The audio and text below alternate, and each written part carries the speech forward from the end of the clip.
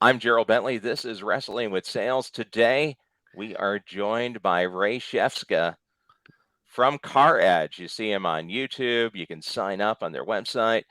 They are really working on helping customers get cars. And although I think a lot of dealerships look at you, and you're a nice guy, Ray, but they look at you as the villain, that's not the case because dealerships have to realize the reason why Car Edge exists and why people are flocking to it on YouTube is because the dealerships are doing a bad job. It's wrestling with sales, and right now a lot of dealerships are getting pinned. And Ray, I just wanted to ask, what got you and your son motivated to start up Car Edge? Well, I had spent 43 years in retail automotive, Okay. starting as a lot attendant, working my way up through sales to running dealerships, general manager, sales manager, GSM, new car manager, you name it. I pretty much did it at the dealership level, and I spent 43 years doing that. And my son hated me. And what I mean by that is he hated the fact that I was never home. I was Sure. always busy at the dealership. I used to say I work half days from 9 in the morning till 9 at night, not including my drive to and from work. And and he just figured he never saw me. My and his sister never saw me, and they hated me for that.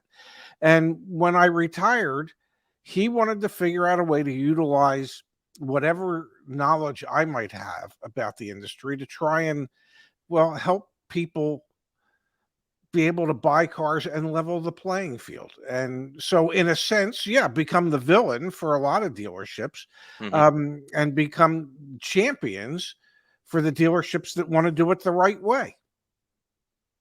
Yeah, because I was right there with you, and I started selling cars in 2002, and it was Hmm.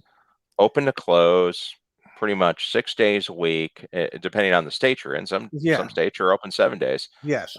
and at that time, the internet was just getting started. So since I came in fresh from a different industry, I was a buyer for Nordstrom's, and I ended up Wow. selling cars.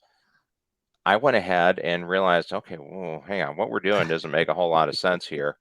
We got 18 salespeople sitting around in a bullpen, a business Yes. development room, playing around with the computers, doing nothing. I went and bought a BlackBerry and went door to door to all the businesses because I think, well, this doesn't work. Let's figure out a different way. And and I think a lot of dealerships are still stuck in that pattern of we do what we do because it's what we've always done, even though doing what you've always done is a horrible idea. Something that it just amazes me. I can pull up to a Starbucks Hmm. that's 15 minutes away from my dealership while I'm on the way home. And as soon as I say, hey, I want to get a venti cold brew, they go, oh, that's great, Gerald. We'll have it ready for you. Yeah. Why am I able to get better service at a Starbucks than at a car dealership? I'm spending $5 versus spending now the average new car is like 51,000. And I think that dynamic, that reality, the combination of the bad expectation of service and doing what we do because it's what we've always done, it just creates that huge lane for you guys to get in and really be disruptors. Yeah, well, our realization is that if we do our job really well, we'll put ourselves out of business. Yeah. And what I mean by that is if we can change the attitudes of the dealer principals as to how it is they decide they want to do business, whether or not they want it to be customer centric or whether they still want it to be dealership centric. If we can change those attitudes and get enough dealers to do it the right way, the car edge way, well, then at a certain point, we won't need to exist. So I guess we better rake in the money while we can. Yeah, you Uh, gotta yeah, gotta make it up while the getting is good, right? yeah. Well, yeah, and the point, it's not like we're making a lot of money anyway. But the point is that just to be able to perhaps impact how an industry operates and has operated, as you said, forever. I Mhm. remember when I worked for the Penske organization, we had a trainer come in and go over how to read um, uh, service ROs and productivity and I mean just and the thing I took away from it was just because you do something some way doesn't mean it's the best way. And never get so set in your ways that you stop looking for ways to improve what it is that you do. And for most dealerships out there, they are stuck in their ways of just doing what it is that they do the way they've always done it. And they don't want to hear about different ways to do it, better ways to do it, ways that could actually grow their business and make their business more efficient. They are just stuck in the same rut that they've been in for the last 40, 50, 60 years, doing what they do only because, well, that's just the way it is. That's how we do it. Sure. I mean, I think something that's emblematic of that when you go into a finance office, and then you guys have a lot of videos about going into the finance office because in a lot of cases that's still the last barrier, right, of Yes. modernity. It's still you're back 30 years ago, 40 years ago. The presence of a dot matrix printer still. I mean, it just sums it up, right? Yes. Man, hey, we're buying this futuristic, the most expensive thing outside of a car you're going to buy. It's basically a computer on wheels. Yes. Now we wait 40 minutes and we go into a small office and the guy's printing out paperwork in a dot matrix printer. I mean, I think a lot of people, obviously we're familiar with dot matrix printers, but a Yes. lot of people in their 20s, they've probably never even seen one of those. And they're going, what the world are they doing? Yeah. This is What is crazy. what is that? I mean, why aren't we signing something on an iPad? Yeah. With and I remember the last lease I did. Every document I signed was on the iPad. Hmm. And then they printed the signed documents for me so I could take them home. And in many cases today, dealerships just give you a thumb drive with all your Yeah. documents on the thumb drive, so you don't even have to print anything. Um, and obviously, I mean, there are dealers out there that do it the right way. Sure. Um, there's about 18,000 franchised new car dealers in this country. And if I were to put a percentage on the percentage that do it what I would call the right way, which is customer centric, and they honor the customer for what they do by making it easy for them, I would bet maybe there's 1,000 dealers, maybe there's 1,500 dealers out of that 18,000 Yeah. that have decided that they want to make it easy for the customers. But the rest of the dealers, the ones that are stuck in their ways, those are the ones that we're trying to change. And if we can't change them, then we at least want to educate the customers when they go in to have a better chance of having a better outcome. Yeah. And then I think everything really kind of had the brakes hit on it with COVID, with the massive shortage of inventory, because that's been part of what's driven up the price of cars so much, Yes. to the point where you have an average price now of over $50,000 on new cars and over 30 some thousand on used. But now it's starting to break up. There's still brands that don't have very many vehicles at all, but I was listening to you and your son on a current podcast talking about how there are the 10 slowest selling vehicles in the Yes. country right now, and 8 of the 10 belong under the Stellantis banner, Yes. including the Jeep Renegade with Yes. a 770-day supply. And just for people watching this who aren't big into the weeds on car dealership management, anything over 90 days is bad. That's when you start worrying, Oh because that's yeah. when you start paying floor plan. So 770 days is unbelievably horrible. So if you want to get a deal, you want to go buy a Jeep Renegade. And the sad reality is that yes, you may get a great deal. You're just not going to get a great vehicle. Yeah. Yeah, and there's a reason that the 8 of the 10 vehicles on that list are Stellantis products, because they're the Stellantis products that nobody wants. Hmm. Um, which is unfortunate, or perhaps it's fortunate. It depends on your perspective. Uh, but yes, we're finally starting to see inventory levels on certain products build up.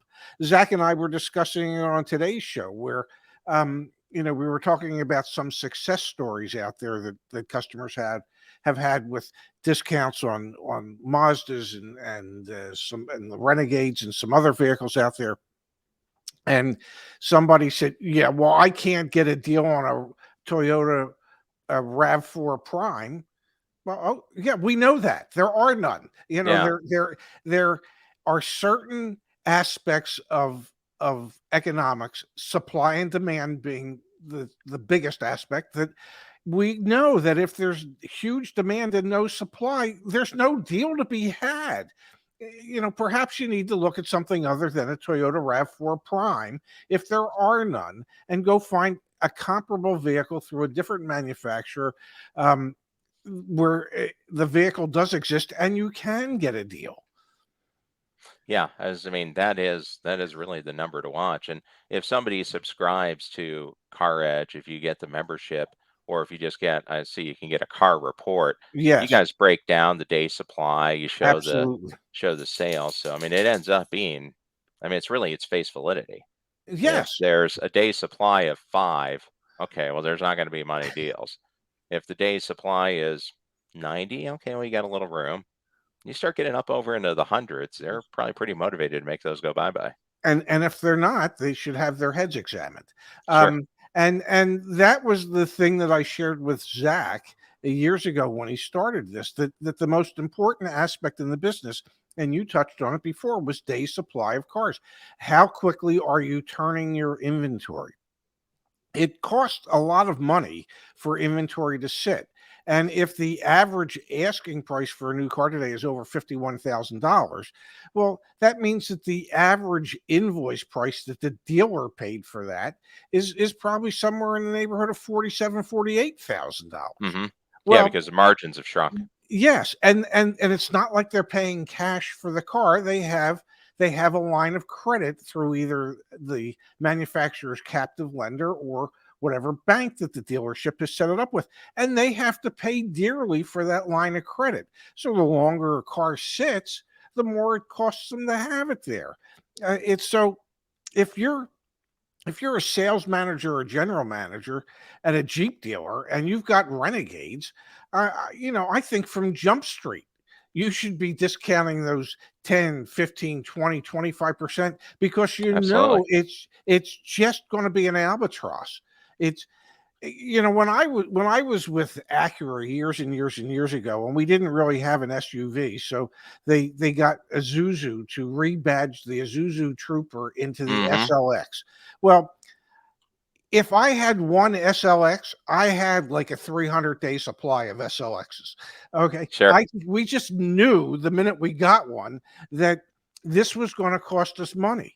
And I remember we got one in, and I think in 4 or 5 days we had a customer that made a ridiculous offer on it. And it was a losing offer. I mean, we were losing like 4,500 or $5,000, and we took it. And the reason we took it is because if we didn't sell it to that person, we knew a year from now we'd be looking for Yeah, you'd still somebody be to buy staring it. at it. Yeah. Exactly. And we would take that $5,000 loss a year from now, plus the added expense of having had it sit there for a year. So sometimes you're just better off biting the bullet and taking the loss. Take it right up front. Be done with it. Hmm. Well, back when I was part of the Van Tile organization, the regional managers would always say your first loss is your best loss. And they were correct. Yeah, they want it gone. Yeah. Either, do you guys look into stair step programs? This is something that I'm not sure if a lot of customers realize. Manufacturers, specifically General Motors, the Stellantis group now, Chrysler, Yes. Nissan, they incentivize the dealers to pump the units out because Yes. they pay them a stair step based on the number of units they sell. Nissan did it monthly and quarterly. Yes. It's retroactive to 0, but if you don't hit the top number, you get nothing. Exactly. So the dealerships are really driven to sell cars if they have that structure. Is that still going on with the Dodge Chrysler Jeep dealers? You I guys know? don't. I'm not 100% sure if they have the stair step program today. They still might. I know Nissan no longer does. One of the things that I hated about the stair step program is that it absolutely destroyed the value of Hmm. the vehicle you were selling, because dealers, when I was working at our Audi dealership, Audi didn't expect you to make money off your customers. They expected you to hit your objective from Audi, and that's where your profit was going to come from. Yep. Well, that destroys the value of the vehicle. Why?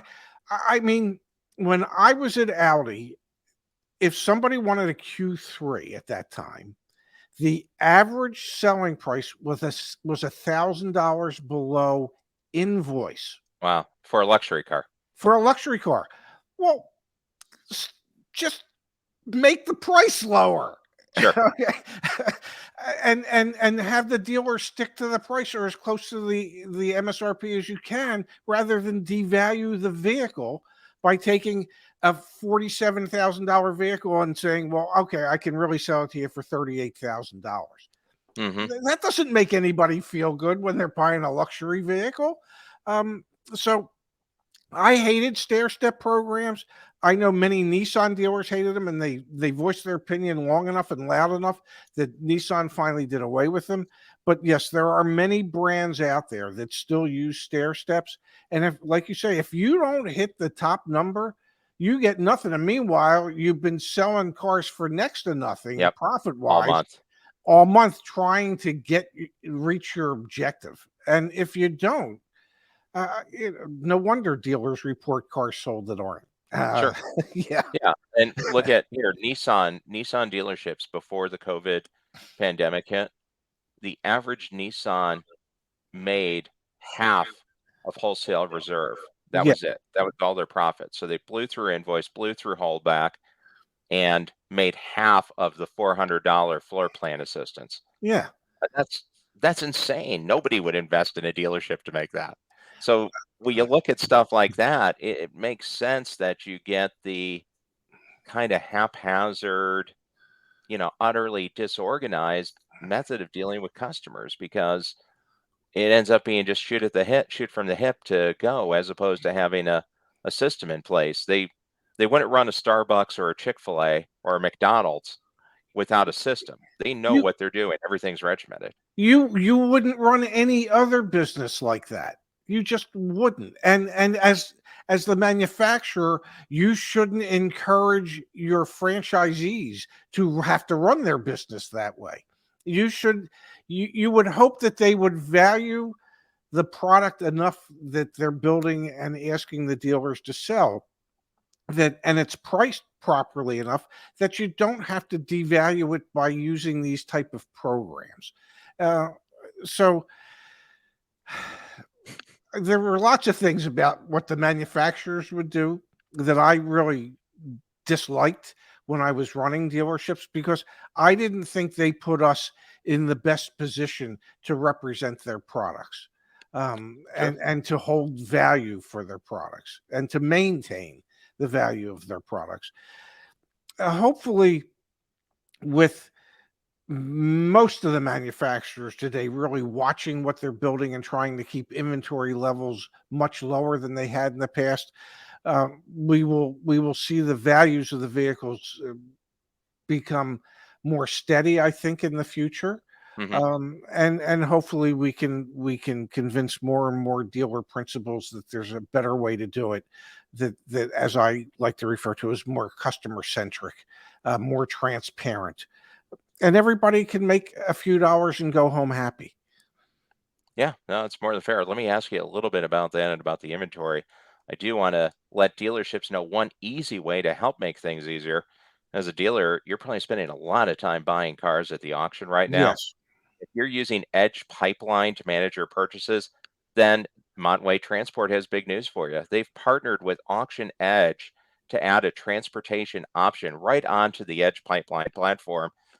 Now dealers can manage their auction buys and book transportation with just one click right in the Edge Pipeline platform.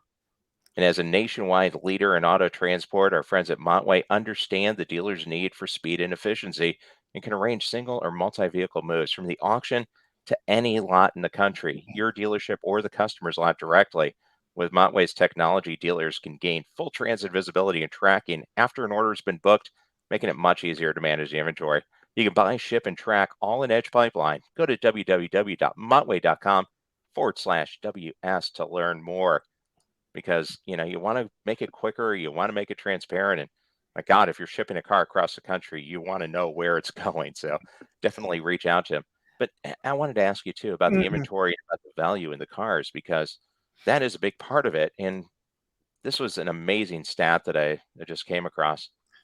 If we go back to Yes, 2018, the amount of used vehicles sold for under $20,000 was slightly over 50%. This is from yes, Axios just last week.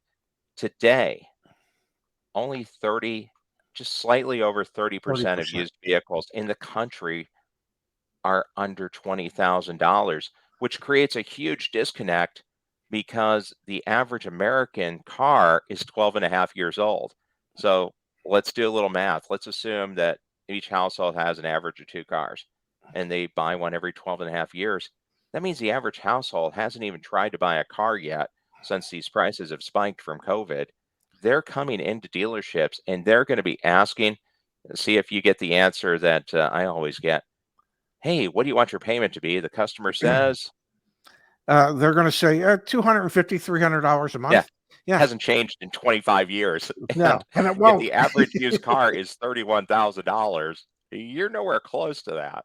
So No. right off the top, you're creating a huge disconnect between the salesperson that's trying to sell this used car lot filled with $30,000 SUVs and trucks, and the customer coming in trying to buy a car for maybe their son or daughter that's going to high school and they want to spend $12,000. You can't find $12,000 cars anymore. It's just so difficult. One of our cousins, I think it was last year, needed to buy a used Honda Civic. I said, "Good luck," and good luck finding one in your budget. It's Yeah. just to find quality used cars right now. Dealers are paying so dearly for them. They are paying Hmm. Or retail over even. numbers or over to buy some of these used cars. I am convinced, and speaking to some of my friends that are still in the industry, especially in the used car side, that a lot of new car dealerships that are really overpaying for their used cars like this are in the future just going to use the used cars as a loss leader to get people in the door, and hopefully they can sell them some stuff in the finance office. But it used to be that the new car side of dealerships really made very little, if any, money, Hmm. and the used car side was profitable, and finance and insurance was profitable. And today it's the exact opposite. New cars, for the most part, unless you're at that Jeep dealership, new cars are making huge front end gross profits today. And used cars, the front end gross profits are dropping like a rock in many Yeah. cases. And it's becoming harder and harder for the finance departments to generate as much income as they have in the past, because to try and keep the payment comfortable for people, there's a compression between the buy rate, what the bank offers the money to the dealership for, and Sure. what the dealership then sells it to the customer for. Um, so dealers are finding it more difficult to make as much money on the finance side of things. It's the new car departments suddenly that are the profit center. Go figure. Yeah, a huge change. There was Yes. not that long ago, I was the used car manager at a dealership group that had three new car franchises on one property and the one used car department.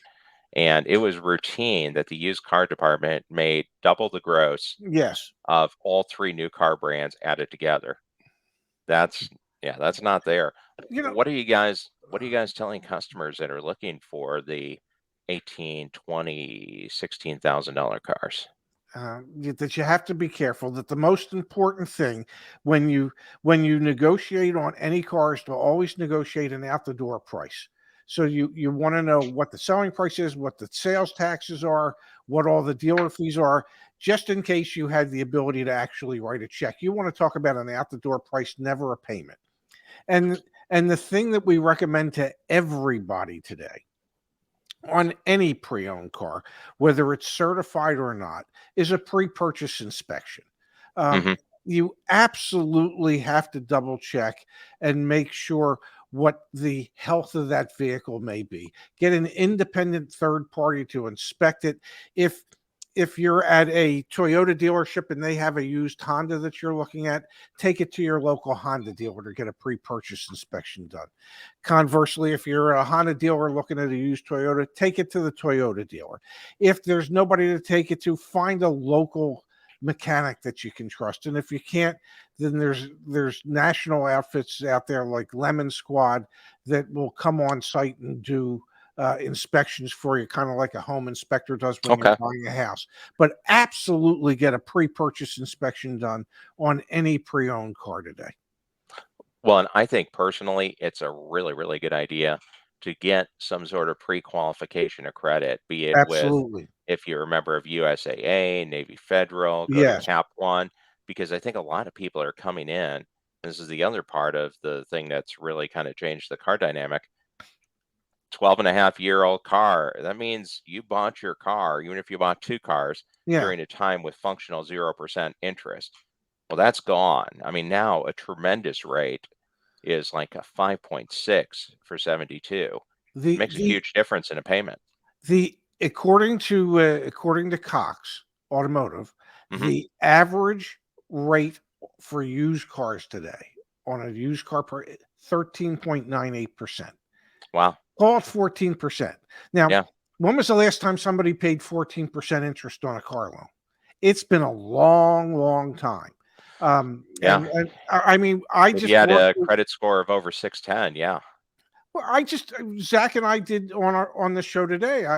We did a video today. I can't Hmm. keep track of all the nonsense we do, but we were looking at affordability and what a huge difference it makes from when interest rates on a used car might have been 6.99% to now the average is Sure. 13.99%. You know, the payment difference for and the fact that there's probably I think it was about a $12,000 difference in or a $9,000 difference in the average transaction price from 5 years ago to today. Absolutely. The payment difference was almost $300 a month. So for a lot of people, what they thought was affordable no longer is affordable because, as you know, people always wanted a payment of $250, $300 a month, and when they find out how little money that actually can finance, they're shocked, just Yeah. absolutely shocked. And then a lot of times it goes right back to, okay, hey, I don't trust these guys. They're trying to rip me off when they may just be trying to push hey, we're trying to sell a car. We're making nothing, but Yes. you're not going to be believed Yeah. as the dealership. So that's the challenge. That's what you have to try and fight for, is for people to believe you And let's face it, and give them a the reason to. well, yeah, and the truth of the matter is I used to explain to customers when I first met them and I first got in the business, there's three truisms about the car business. Okay, the price of the car that you're looking at from me is always more than what you want it to be. Hmm. The amount that we're going to give you for your trade is always less than you would like it to be. And either you or somebody you know has been screwed over by a car dealer. That's all I have to overcome at hello. Yeah, Okay. very so true. so you need to start at hello, figuring out how you're going to overcome those things. And one of the ways you can overcome that is to just blurt out, this is what I know to be a fact. So Hmm. I'm putting it on the table. Let's figure out how we can get around these three things so that you can go home with a car and I can go home with a smile on my face because I sold a car. Because the only reason I came to work today is to figure out how to do that. And I learned very early on it has to be collaborative, not adversarial. Yeah. Um, and many dealerships, as you know, still like to make it adversarial. Yeah, be a good human being, actually talk a little bit, Yeah. find out what's important to the person, because Yes. you'll find out a lot of the way to sell a car. And unfortunately, talking to the person, well, this is our advanced equity plan, because this way, if you reduce your carrying cost and go with the short term with an excess amount down, then you'll be able to trade out faster. And the old cash is king script. No, it's not going to work.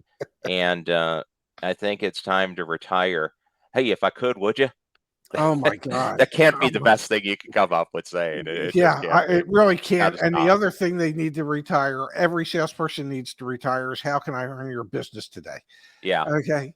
If that's still in your bag, your tool bag to close a car, you're doing something wrong. Yeah, Because you if got you to don't change it. know that by that point, you're really in trouble. So Well, then, hey, let's we'll wind it down here. Get to the championship round as wrestling with sales. We got the dealership rescue title for you. You guys get to be the champions this week. What would your biggest piece of advice to car dealerships be? just honor your customer. They're the ones that are putting the food on the table. So be open and transparent. And what do I mean by that? Well, if somebody says, "Will you show me the invoice?" The answer is yes. Will I sell you the card invoice? The answer is no. And here's why it's no. But be open and honest and transparent. That's when a customer is asking a question, that's all they really want from you is some honesty and transparency. So that would be my advice to dealerships today. Honor the customer because they're the ones that are putting the food on your table. It's a good point. Sometimes it's not really an objection, it's just a question. Yes, Then absolutely. what do you see happening in the car market in the next year? Do you see a big change, a big opening up, or do you think the something like 8.1 million less cars produced that would have been produced from 2018 to now is going to be lingering with us for years, and we're going to see about the same car market for a couple of years? I personally believe that that's going to linger. I think for the better part of the decade, we're going to continue to see quality pre-owned car shortages because of those new cars that were scheduled to have been built that weren't built, which means they weren't sold, which means there were no Yep. trades then.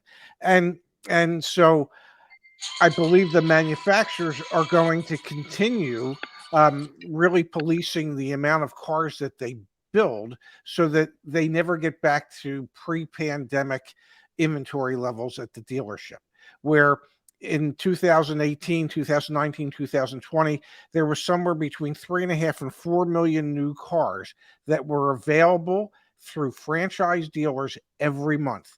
That number today is about 1.8 million. Yeah. I would suspect that the average moving forward would be somewhere between 2 and 2.4 million. That's still well below where we had been, which will mean that there will always be, for the really popular vehicles, shortages. Those shortages are artificial because they're man-made shortages at that Sure. point. So I don't really see pricing either on the new car side or the used car side really ever reverting back to what we had seen or grown used to in the past. I think there'll be some softening on the new car side for many brands, and on the used car side, I think these elevated prices are here to stay for quite some time. That's my opinion. My son vociferously disagrees with me. Okay. Yeah. Well, the numbers tend to agree with you. The current report that I just saw from, I believe it was Black Book, the average new car is selling for $584 over MSRP right now, and that's averaging in the 10, 12, $13,000 off of Ram Laramies at Yes. our friends, the Dodge Chrysler Jeep Ram dealers. So it's still up there because in 2017, I think a dealership manager would not have believed you if you said the average new car was selling for 584 over sticker. When I was still we were high fiving each other if somebody paid MSRP for a car, let alone Sure. $500 over. Just 3.5, 4 years ago, the average new car front end profit was somewhere between 250 and $300. Hmm. Well, today that's somewhere between 2,500 and $3,000, if not higher. Yeah, depending So on the brand. yes, so it is completely 180 degrees from where it had been. And I don't and even with interest rates high, even with payments higher than what people want, there's still enough people out there that find themselves in the market ready, able, and willing to say yes to many of these inflated prices. Fair enough. And then if people want to find out a little bit more about how to use your services, how to get in touch with Car Edge, where should they go? Just caredge.com. I've been told you don't have to use the www anymore. So just type in Easy enough. caredge, caredge.com into your browser, and it'll take you right to the CarEdge website. It explains everything that we do, how we help people. You can sign up for the community forum. Probably 95% of what we do is absolutely free and no charge. Obviously, there's some premium Hmm. services that we offer that there are a charge for, but you, for the DIYers out there, the people who like to do it themselves, there's enough free information to really help guide you, to help level the playing field when you're dealing with a lot of the dealerships out there. Well, terrific. Hey, Ray, thanks a lot for coming on and stepping in the sales ring here on Wrestling with Sales. I think some dealerships may realize after watching this, you're not really Thanos after all. So hopefully it helps your reputation a little bit with the dealerships. Thanks a lot for joining us here today. Thank you, Gerald. I had a great time. I really appreciate you having me on. Absolutely. Thanks.